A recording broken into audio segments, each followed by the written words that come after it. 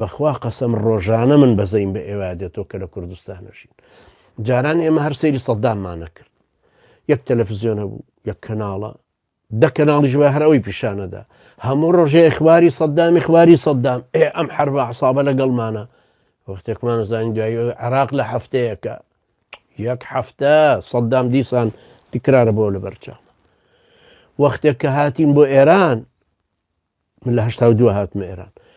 کە هاتمە ئێران هەستم بە ئازادیەکی تر کرد بابە ئێمە لەژێر چه حربێکی عەسابا بووین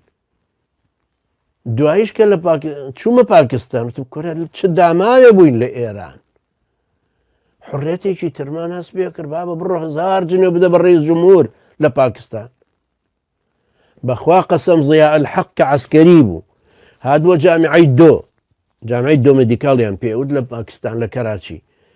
دوو لە ڕێوەکەرێکیان هێنابوو لیان نووسی بوو زیا پاڵیان پێوەنا بۆ بەر مەوکیبەکەی حیمایەکانی دابەزین و خێراکەرەکەیان لابردوو یەک نەفەر لەسەری نەگیرە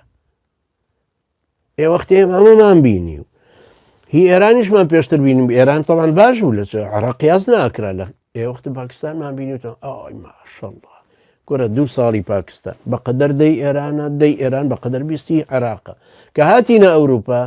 برام کە هاتمە سجنی ئەوروپا وتم برا سجنەکەی باشترە بەخوا لە پاکستان سجنەکەی باشترە لە ئێران سجنەکەی باشترە لای مەلیک حوسێنی ئوردون لای مەلیک عەبدوڵای ئوردون یعنی لای مەلیکەکانیش میوانی بی قاچن خستە سەر قاچت تووڕە بوون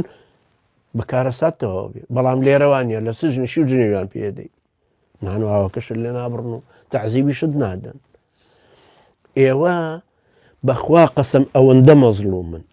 مەزلومن بەم مجەلەدات 30-40 مجەلەد لەسەر مەزلومیەتی ئێوە بنووسرێ لە باشووری کوردستان کەمە